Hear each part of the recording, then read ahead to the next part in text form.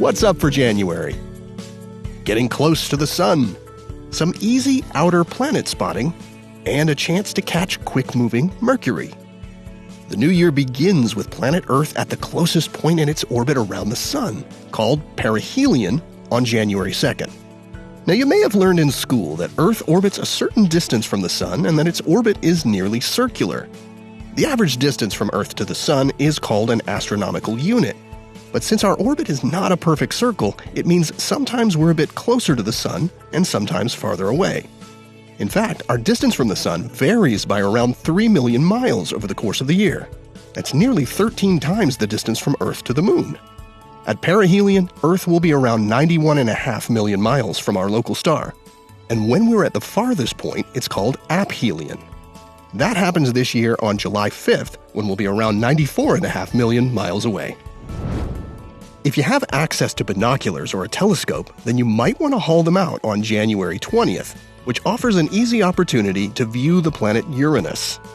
The distant outer planet is too faint for most of us to see with the unaided eye, and it can be tough to locate in the sky without a computer-guided telescope.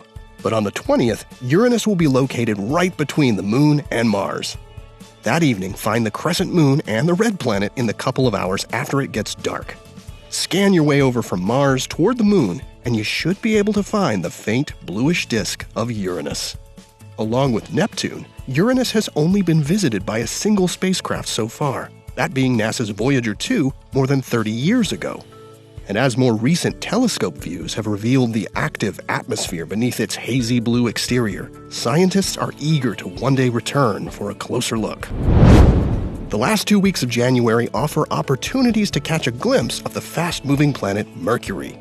Look for the innermost planet of our solar system just after sunset, beginning mid-month. You'll need a clear view toward the west as Mercury will appear just a few degrees above the horizon, about the width of your outstretched fist.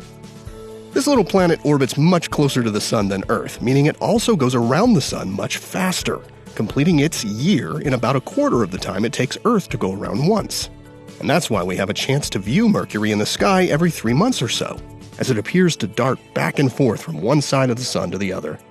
But Mercury never gets too far away from the sun from our vantage point, and thus we only see the little planet just before or after the sun rises or sets. Last visited by NASA's Messenger spacecraft, which ended its mission in 2015, Mercury is slated to see a new visitor in orbit in 2025, when the joint European and Japanese mission, Bepi-Colombo, arrives there. Here are the phases of the moon for January. You can catch up on all of NASA's missions to explore the solar system and beyond at nasa.gov.